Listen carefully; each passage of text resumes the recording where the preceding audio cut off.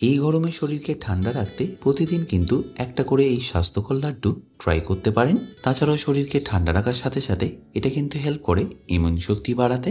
সকালের ব্রেকফাস্টে এটা একটা করে ট্রাই করে দেখুন, আপনারা পার্থক্য নিশ্চয়ই বুঝতে পারবেন।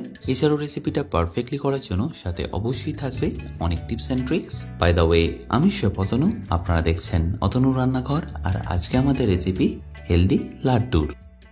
তাহলে এই হেলদি লাড্ডুটা বানানোর জন্য আমাদের লাগবে সবার প্রথম 300 গ্রাম মাখানা। আশা করি এই মাখানা এখন কিন্তু আপনারা প্রায় সব জায়গায় পেয়ে যাবেন, তাই এটা ইউজ করতে আপনাদের কোনো রকম অসুবিধা হবে না।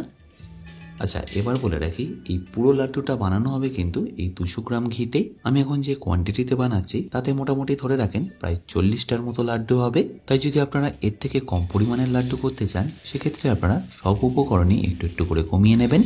এবার ওই 200 ml ঘি থেকে আমি এক ছোট লেটেল ঘি নিয়ে নিচ্ছি কড়াইতে, যেখানে আমাদের মাখানাগুলোকে একটু ভালো করে রোস্ট করে নিতে হবে। এটা আপনারা ঘি না দিয়েও করতে পারেন, বাট ঘি দিয়ে করলে দেখবেন এই স্মেলটা খুবই সুন্দর আসে। আর এটা একবার ভালো করে ড্রাই রোস্ট হয়ে গেলেই তুলে নিয়ে এটাকে একটা পাত্রের মধ্যে রেখে দিন। এবার কড়াইতে ওই একই ঘি থেকে আবারও একটু ঘি দিয়ে দিন, আর ঘিটা গরম হয়ে গেলে তাতে দিয়ে দিন 1 কাপ কাঁচা বাদাম, যেটা ওজনে 100 গ্রাম। এই কাঁচা বাদামের গুণাবলী নিয়ে হয়তো আশা করি আপনাদের আর আলাদা করে কিছু বলতে হবে না।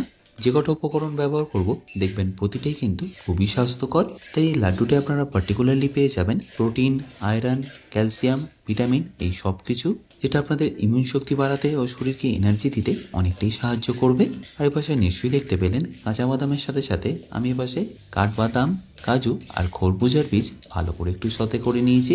এই খরবুজার বীজ কিন্তু শরীরকে ঠান্ডা রাখতে অনেকটাই সাহায্য করে। এটা কিন্তু মার্কেটে খুবই ইজি অ্যাভেলেবেল, যে কোনো ভালো সুপার মার্কেটে জিজ্ঞেস করলেই দেখবেন এটা ইজিলি পাওয়া যায়। আর এই পুরো প্রসেসটা করার সময় গ্যাসের ফ্লেমটা কিন্তু একদমই লো রাখবেন, যাতে এর মধ্যে রংটা না আসে, বাট এর যে কাঁচা ভাবটা থাকে সেটা যেন চলে যায়। এটা করার কারণেই দেখবেন এই লাড্ডুটা কিন্তু আপনারা বাইরে প্রায় 1 থেকে 1.5 মাস অবধি ভালোভাবে রেখে দিতে পারবেন, বাট অবশ্যই কিন্তু এয়ারটাইট বক্সে। এছাড়াও নিশ্চয়ই দেখলেন আমি এখানে দিয়ে দিলাম 1 চা চামচ তিল, যেটা কিন্তু শরীরকে ঠান্ডা রাখতেই সাহায্য করে। এবার এই স্টেজে থেকে তুলে নিয়ে একটা বাটিতে রেখে দিতে হবে ঠান্ডা করার জন্য।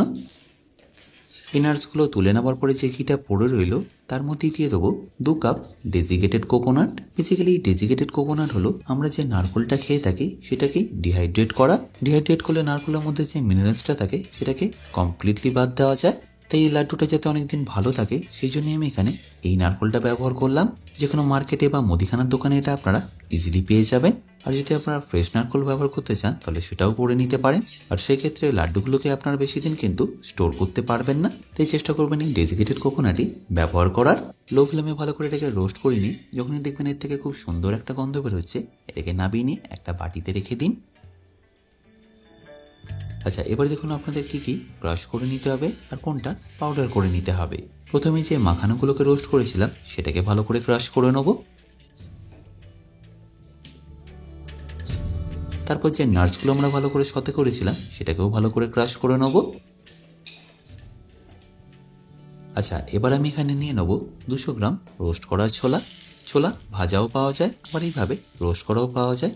অতি অবশ্যই কিন্তু আপনারা এইভাবে রোস্ট করাটাই নিয়ে নেবেন, যেটাকে আপনাদের কিন্তু পাউডার করে নিতে হবে।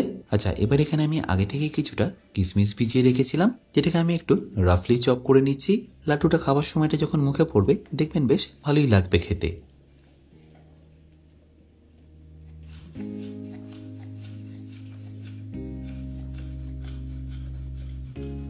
আচ্ছা, এবার আমি কড়াইতে ফাইনালি নিয়ে নিচ্ছি ঘিটা। প্রথমে 100 গ্রাম মতো ঘি দিয়ে বাকি ঘিটা রেখে দেবেন পরে ব্যবহার করার জন্য।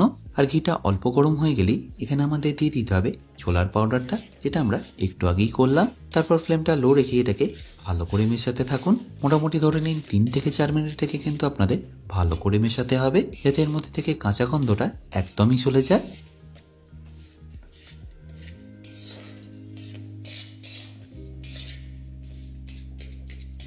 আর যখনই দেখবেন এটা ভালোভাবে কুক হয়ে গেছে তখনই দেখবেন এইভাবে কড়ার গা থেকে ছেড়ে দেবে। ঠিক এই স্টেজে আমি যে মাখানাটা ক্রাশ করে রেখেছিলাম সেটা এখানে দিয়ে দিতে হবে। দেখে হয়তো নিশ্চয়ই বুঝতে পারছেন আমি কিন্তু এটাকে একদম পাউডার করিনি, একটু দানা দানিয়ে রেখেছি যাতে লাড্ডুর টেক্সচারটা ভালো আসে। এবার গ্যাসের ফ্লেমটা লো করে এটাকে আপনাদের ভালো করে মিশিয়ে নিতে হবে।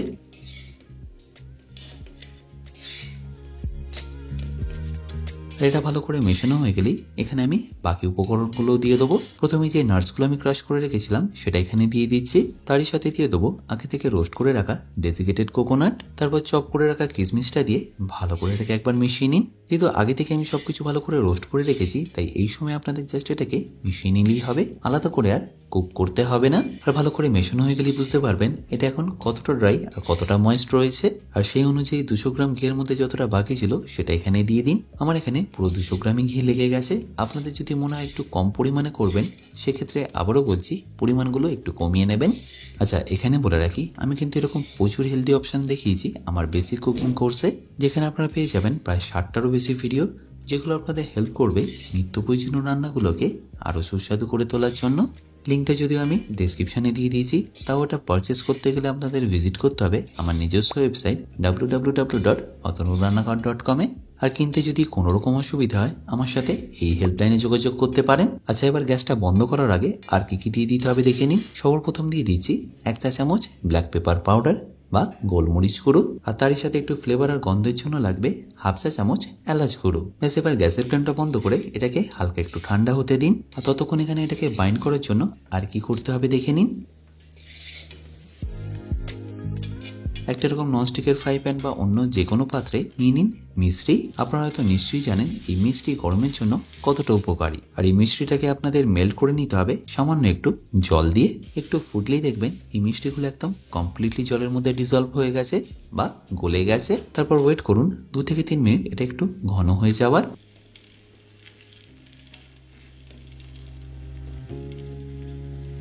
আর এটা পারফেক্টলি ঘন হয়েছে সেটা কিভাবে বুঝবেন? তার জন্য একটা আঙুলের মধ্যে নিয়ে যদি দেখেন টেক্সচারটা ঠিক এরকম এসছে আর এরকম একটা একটা তার তৈরি হয়েছে, তাহলে বুঝবেন এটা একদম পারফেক্টলি রেডি। তখনই গ্যাসটা বন্ধ করে ডাইরেক্টলি গরম অবস্থাতেই দিয়ে দিতে হবে মিক্সচারের মধ্যে। পুরোটা একেবারে কখনই দেবেন না, যতটা বাইন্ডিং এর জন্য দরকার ততটাই কিন্তু এখানে দিয়ে দিতে হবে। আর দেওয়ার পরে যেহেতু এটা গরম তাই এটাকে একটা স্প্যাচুলার মাধ্যমে এইভাবে একবার ভালো করে মিশিয়ে নিন। আচ্ছা, এখানে বলে রাখি আপনারা যারা অতনু রান্না করে ইউটেন্সিল গুলো কিনে নিতে চাইছেন, লিঙ্ক আমি ডেসক্রিপশনে দিয়ে রেখেছি। অ্যামাজন থেকে সেগুলো আপনারা ইজিলি কিনে নিতে পারেন। দেখে আশা করি নিশ্চয়ই বুঝতে পারছেন এটা কিভাবে আস্তে আস্তে বাইন্ড হওয়া শুরু হচ্ছে। যদি দেখেন এখানে মিষ্টির সিরাপ আর একটু দরকার হয় সেক্ষেত্রে আর একটু এখানে অ্যাড করবেন আর তারপর ভালো করে মিশিয়ে নেবেন। আচ্ছা, এখানে বলে রাখি মিষ্টি কিন্তু ন্যাচারাল সুগার, তাই মিষ্টির পরিবর্তে আপনারা কিন্তু এখানে চিনিটা ব্যবহার করবেন না। যেহেতু এটা আমি হেলদি অপশনের জন্য বানাচ্ছি এই জন্য এখানে চিনিটা অ্যাভয়েড করাই ভালো। আর এর পাশে দেখুন এটা এতক্ষণে ভালো করে মেশানো হয়ে গেছে, তাই এই লাড্ডুগুলো বানানোর জন্য আমি এখানে কড়াটাকে নামিয়ে নিচ্ছি। আর এটাও আপনাদের মনে রাখতে হবে এই লাড্ডুটা কিন্তু আপনাদের একটু গরম থাকা অবস্থায় বানিয়ে নিতে হবে।